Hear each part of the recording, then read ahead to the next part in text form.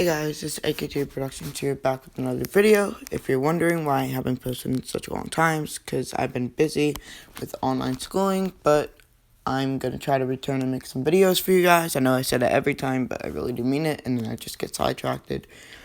But today I'll be sharing my thoughts on The Flash Season 6. This video will have no editing. Clearly, I've just looked at The Flash Season 6 in images and just pulled up an image of Team Flash with Iris's all them losing their bodies.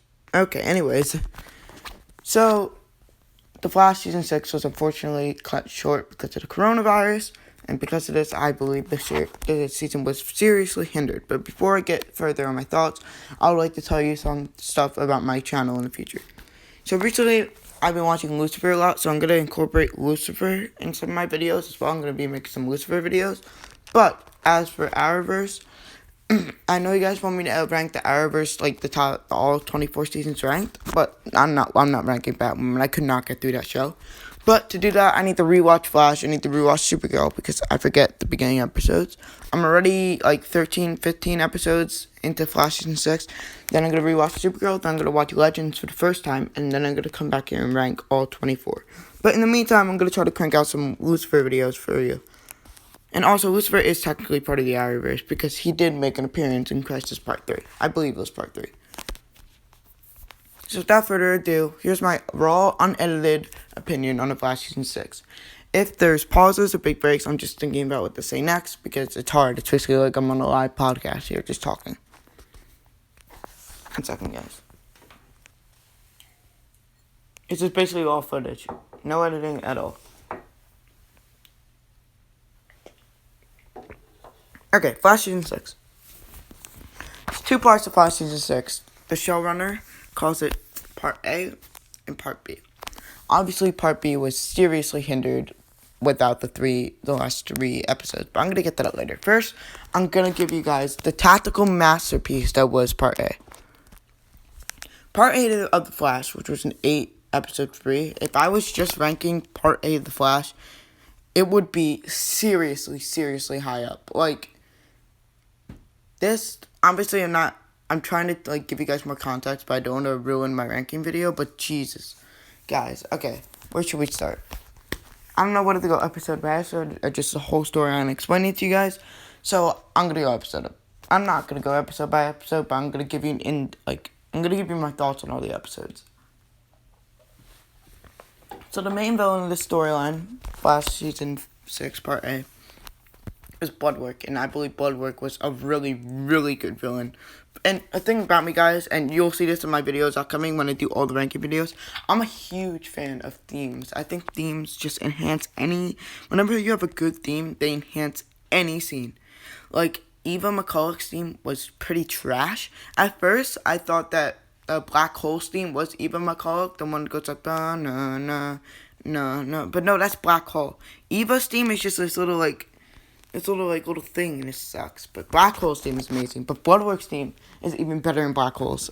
Dude, I just love themes. I'm just gonna get that out there. And I think every single time he's like tampering with the blood and his theme just starts playing the da-na-na. Oh my god, dude. It literally gives me chills. Alright, so we're gonna talk about the negative things about this part of the season first. There isn't much negatives. I'm gonna go with there really isn't much negatives. Like, I'm struggling to think of one, but I know there is stuff that kind of rubbed me the wrong way. Like, Allegra, I don't even have a problem with her. She's not even bad.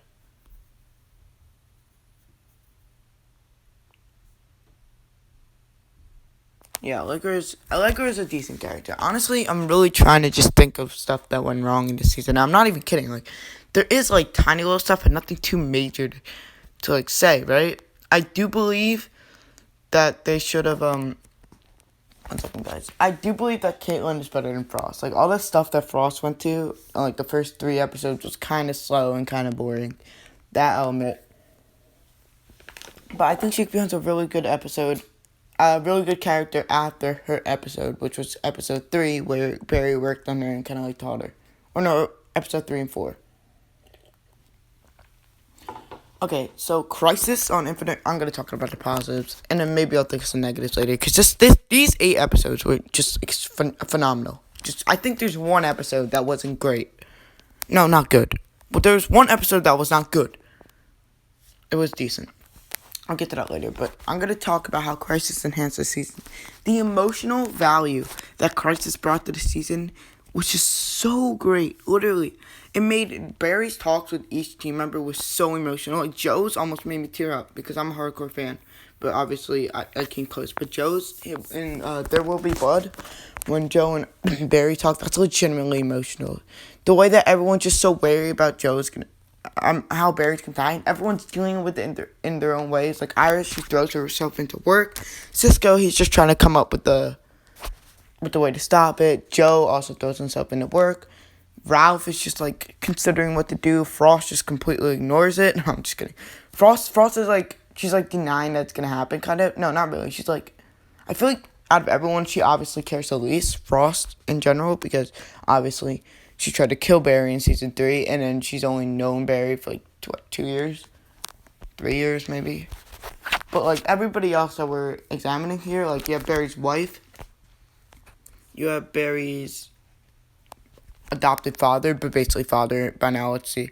And then you have Ralph, who cares about Barry more than Frost. Okay, honestly, that's what I feel about the Crisis. I'll get to that later, but I'm going to go in timeline order now.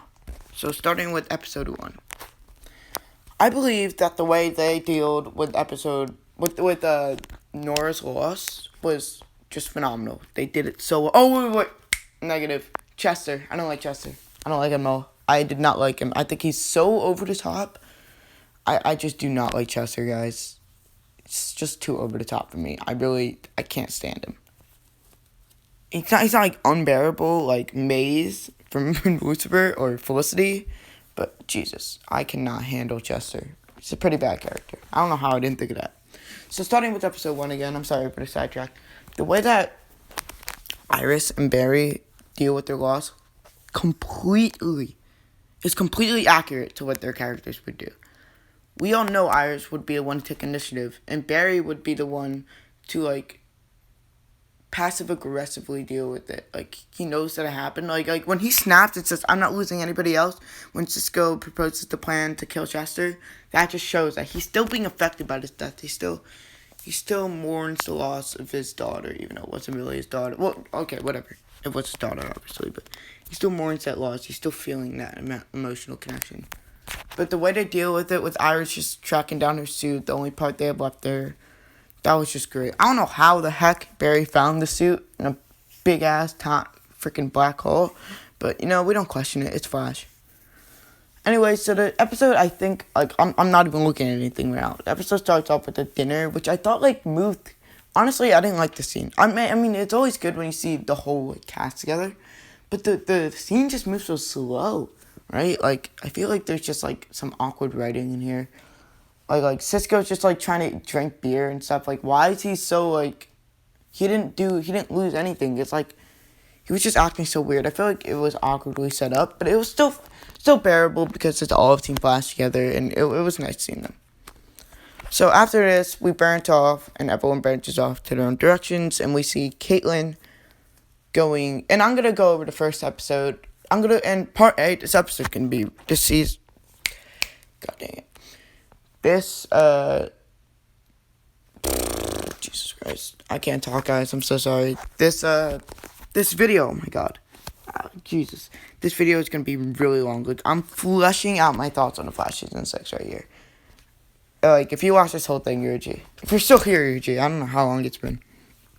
Anyways, so we go and we follow Caitlin to Ramsey's, like, thing, right? Why we haven't heard of Ramsey before, I don't know. But they're just high school friends. And immediately, Ramsey's just like, I don't know what goes on here. Like, Ramsey, at first, you could feel like he likes Caitlin, like her. But then, like, he wants to use her to help him with the dark matter because he wants to prevent HLH. Because he also has HLH.